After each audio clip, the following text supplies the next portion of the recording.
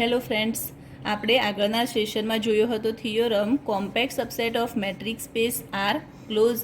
હવે એના પછીનો આપણે થિયોરમ જોઈશું. થિયોરમ 2.36. 2.36નું સ્ટેટમેન્ટ છે કે proof that if k alpha is a collection of compact subsets of a metric space X such that the intersection of every finite subcollection of k alpha in non-empty, then intersection of k alpha for all k is not equal to 5. તો 2.36નું statement એમ છે કે if k alpha is a collection of compact subset of a metric space X means કે જે અહીંયા આપણે k alpha નું જે collection લઈશું એ શું હશે? Compact subset of metric space X. તો such that the intersection of finite sub collection, આનું જે આપણને ફાઇનાઇટ સબ કલેક્શન મળશે કે આલ્ફાનું એ શું હશે? નોન એમ્પ્ટી હશે. તો આપણે પ્રૂફ શું કરવાનું છે કે intersection of K alpha for all alpha is not equal to 5.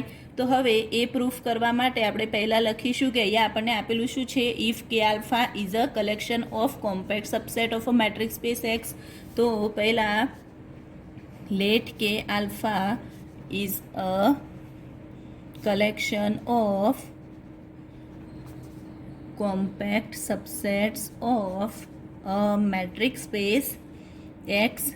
તો હવે શું થશે? હવે આપણે બીજું શું છે આપેલું? સચ that the intersection of every finite sub collection of K alpha is non empty. તો એમ થશે કે આ જે કે આલ્ફાનું જે સબ કલેક્શન મળશે એનું ઇન્ટરસેક્શન શું થશે? Non empty. Non empty means not equal to 5.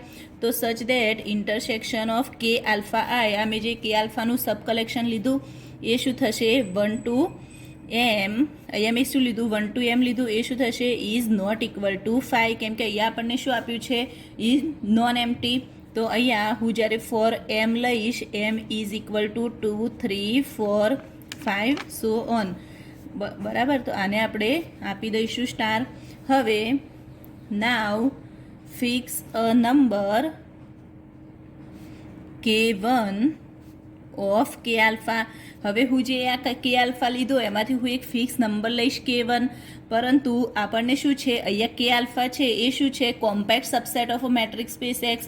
અને આગળના થિયોરમમાં આપણે જોયું હતું કે આપણે આગળના થિયોરમમાં સ્ટેટમેન્ટમાં શું જોયું કે compact subset of a metric space are close. તો આ શું થશે? ક્લોઝ થશે.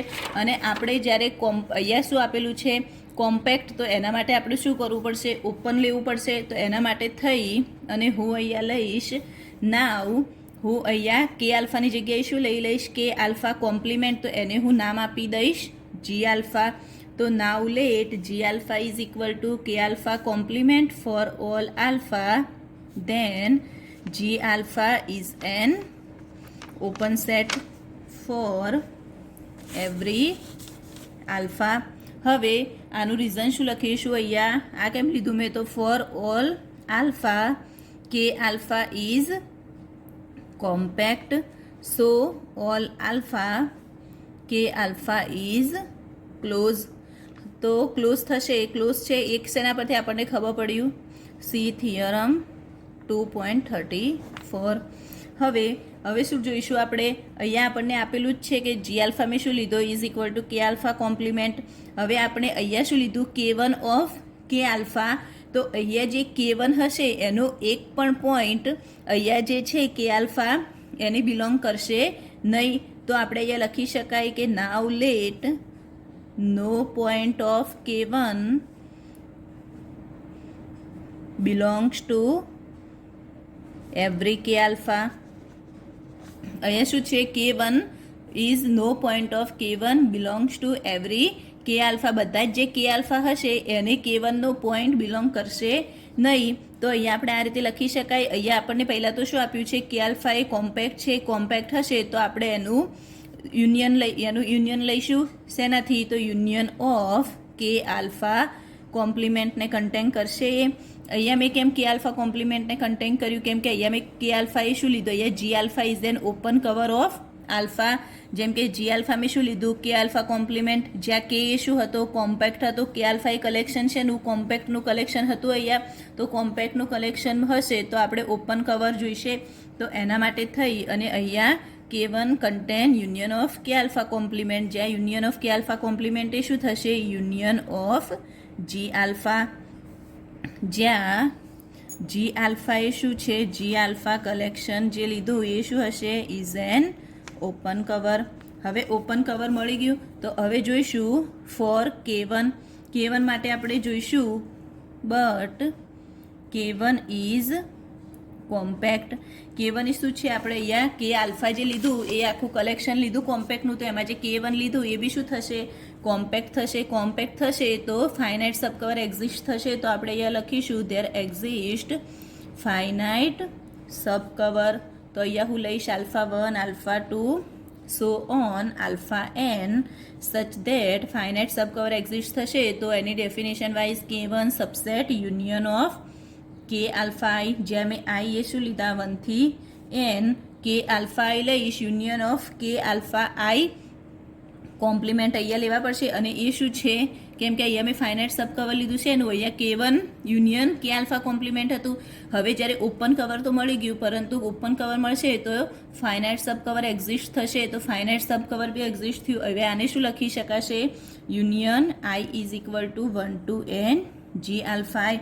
હવે અહીંયા સચ ધેટ અહીંયા શું હશે, K1 સબસેટ, અહીંયા શું થશે, K1 સબસેટ હું આ રીતે લખી શકું, K1 સબસેટ જી આલ્ફા 1, જેમ કે અહીંયા જે યુનિયન છે તો I 1 to n છે, તો જી આલ્ફા n સબસેટ જી આલ્ફા 2, આ રીતે ઓપન કવર થશે. તો હવે અહીંયા જે K1 સબસેટ જી આલ્ફા 1 છે, તો K1 સબસેટ જી આલ્ફા 1, તો એને એ રીતે બી લખી શકાય, જી આલ્ફા 1 ઇઝ ઇક્વલ ટુ શું થશે, કે આલ્ફા 1 કોમ્પ્લિમેન્ટ.